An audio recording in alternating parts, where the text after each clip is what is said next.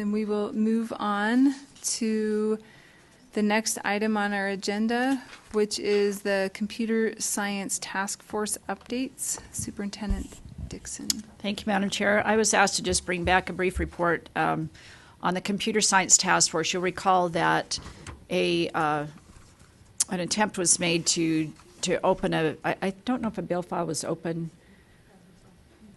I don't remember if it was open or not, but there was a conversation around passing legislation to make some requirements around computer science, and the board took action to develop a task force, and we took that information back to those legislators who were concerned about this computer science initiative. So we met with them. We had staff there. We had Terry Shoemaker was there, members of the legislature, and members of industry, and came to some agreement, and they were very supportive of the board's motion to create this task force. So today I'm just bringing you back kind of the scope and sequence, and you have this part of this in your board docs where we talk about the objectives, which are to analyze current efforts and initiatives that provide each student with opportunities to take computer science courses during their secondary education. Number 2, review and recommend additional initiatives and programs to increase computer science availability in Utah schools, and then bring those recommendations back to the board.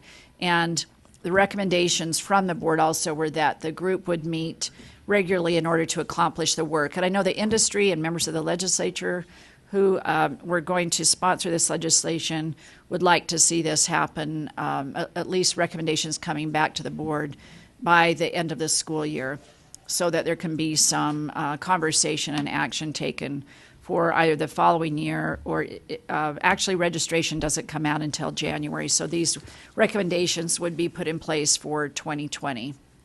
So that's kind of the time frame and the scope of it all.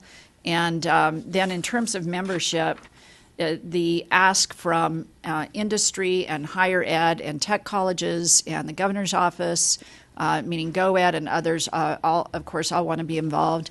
So we were thinking about keeping it to about 20 people, the task force, and representing those entities with a board member involved as well.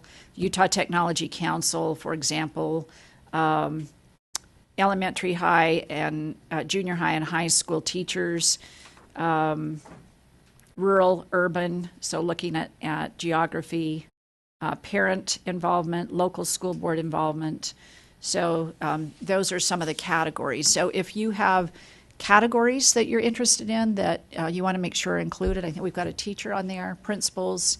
If there are categories that you want to make sure are included, will you please check in with Patty Norman or me, and or names that you want to see involved. And I think Vice Chair Cummins, as leadership, people were to submit their names to you, is that correct, as board members if they wanted to be involved? I'm not clear about that motion.